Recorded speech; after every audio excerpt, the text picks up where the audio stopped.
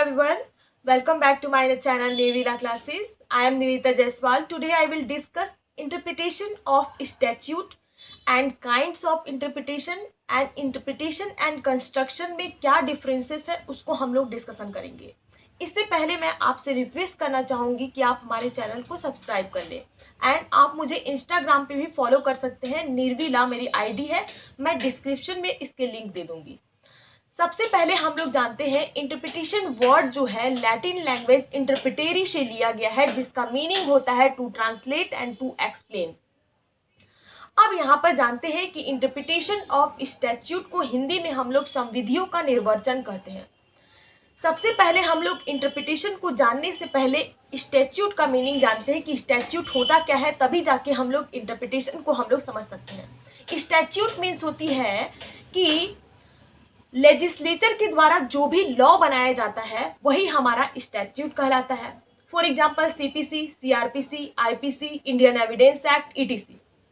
या फिर कोर्ट के द्वारा कोई भी डॉक्ट्राइन जो है प्रोपाउंड किए जाते हैं वो भी हमारे स्टैट्यूट बन जाते हैं। जैसे फॉर एग्जांपल 3 तलाक हो गया, मोटर व्हीकल एक्ट हो गया, उपभोक्ता संरक्षण अधिनियम हो गया।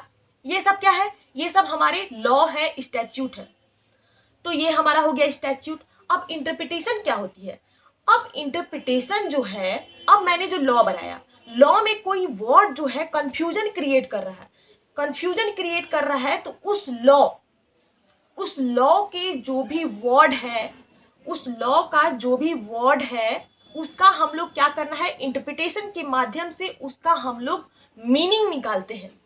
ओके, उसका हम लोग मीनिंग निकालते हैं, यही हमारा हो जाता है इंटरप्रिटेशन। ओके, अब यहाँ पर इंटरप्रिटेशन का ऑब्जेक्ट क्या है? इंटरप्रिटेशन का ऑब्जेक्ट है to determine intention of legislation, means कि लेजिस्लेशन के इंटेंशन को डिटरमाइन करना। यहाँ पर इंटरप्रिटेशन की जरूरत क्यों पड़ी थी? इंटरप्रिटेशन की जरूरत हम लोग को एक केस के अंतर्गत हम लोग जानेंगे कि क्यों पड़ी थी।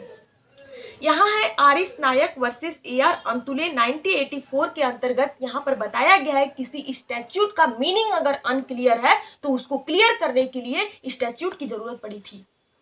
ओके, स्टैट्यूट की जरूरत पड़ी थी। अब यहाँ पर बात करते हैं, 2 वर्ड और निकल के आता है, इंटरप्रिटेशन एंड कंस्ट्रक्शन। इंटरप्रिटेशन का मतलब तो हम लोग जानते हैं हिंदी में निर्वचन। ओके, एंड कंस्ट्रक्शन का हिंदी मीनिंग होता है आपका अर्थान्वयन। अब ये इंटरप्रिटेशन तो हम लोग को मालूम है कि कोई भी स्टैट्यूट के वर्ड में कोई भी मीनिंग हम लोग को क्लियर नहीं हो रहा है, तो इंटरप्रिटेशन के माध्यम से हम लोग जो है मीनिंग को क्लियर करते हैं। ये हमारा हो जाता है इंटरप्रिटेशन। एंड कंस्ट्रक्शन जो है, कंस्ट्रक्शन में किसी भी स्टैट्यूट, ये एक प्रोसीजर होता है, मीन्स कि लेजिस्लेचर के कोई भी लेजिस्लेचर या स्टैट्यूट का कोई भी वर्ड जो है उसका हम लोग जो है आशय निकालते हैं, तो ये हमारा हो जाता है कंस्ट्रक्शन।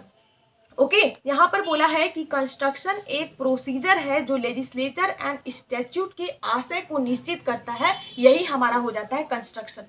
यहाँ पर एक केस में ये चीज बोला गया है, state of Rajasthan versus sugar mills limited AIR 1969, supreme court ने कहा है कि interpretation and construction is same. Okay, इस केस के अंतर्गत आप इसे नोट आउट करते जाएंगे क्योंकि ये बहुत ही मोस्ट इंपॉर्टेंट केस है।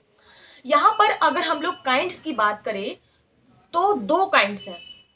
एक तो हमारा हो जाता है लिटरल इंटरप्रिटेशन एंड सेकेंड है हमारा फंक्शनल इंटरप्रिटेशन। लिटरल इंटरप्रिटेशन को हम लोग नेचुरल, ग्रामेटिकल एंड आपका हो जाता है ऑर्डिनरी इंटरप्रिटेशन भी कहते हैं। यहाँ पर ये जो लिटरल इंटरप्रिटेशन है, ये क्या चीज़ है? लिटरल इंटरप्रिटेशन में यही चीज़ बोला गया है कि जैसे कि स्टैट्यूट के कोई भी वर्ड अगर कंफ्यूजन क्रिएट कर रहा है तो भी हम लोग उसको इंटरप्रिटेशन नहीं करेंगे, इंटरप्रिटेट नहीं करेंगे, उस स्टैट्यूट को हम लोग ज्यों का त्यों रहने देना है, यही आपका कहता है आपका लिटरल इंटरप्रिटेशन। एंड जो हमारा फंक्शनल इंटरप्रिटेशन है, इसके जस्ट अपोजिट है। फंक्शनल इंटरप्रिटेशन कहता है कि कोई भी स्टैट्यूट का वर्ड अगर कंफ्यूजन क्रिएट कर रहा है तो हम लोग जो है उसका हम लोग इंटरप्रिटेशन कर सकते हैं। उसका हम लोग इंटरप्रिटेशन कर सकते हैं। यही हमारा फंक्शनल इंटरप्रिटेशन के अंतर्गत कहा गया है। अब यहाँ पर 4 कंडीशन भी दिया गया है कि किस किस कंडीशन पे आप जो है इंटरप्रिटेशन कर सकते हैं। सबसे पहला हो जाता है आपका यहाँ पर कोई भी लॉ अगर जैसे कि एम्बिग्यूटी मीन्स की अस्पष्टता और संदिग्धता पैदा कर रहा है तो आप जो है स्टैट्यूट में इंटरप्रिटेशन कर सकते हैं। या फिर इनकंसिस्टेंसी पैदा कर रहा है तो आप जो है इंटरप्रिटेशन कर सकते हैं। एंड इनकम्प्लीटनेस मीन्स कि लॉ की कमी है, कुछ जो लॉ या फिर उस स्टैट्यूट में कुछ कंप्लीट नहीं है तो इस अंतर्गत भी आप जो है इंटरप्रिटेशन कर सकते हैं। एंड 4th कंडीशन जो दिया है लॉजिकल डिफेक्ट के माध्यम से भी आप जो है उस लॉ में इंटरप्रिटेशन कर सकते हैं। आगे हम लोग डिस्कशन करेंगे नेक्स्ट वीडियो में रूल्स ऑफ इंटरप्रिटेशन। आपको पता है कि बहुत सारे रूल्स है, बहुत सारे वीडियो के अंतर्गत बहुत सारे रूल्स के बारे में बताए गए हैं, जैसे कि लिटरल इंटरप्रिटेशन रूल्स हो जाता है, फंक्शनल इंटरप्रिटेशन रूल्स हो जाते हैं, मिसचीफ रूल्स हो जाता है, या फिर हम कह सकते हैं गोल्डन रूल है। और इसके अंतर्गत बहुत सारे रूल्स है, उसको हम सॉरी अगले वीडियो में हम लोग डिस्कशन करेंगे। And don't forget to subscribe my channel. Till then, bye bye. Thank you.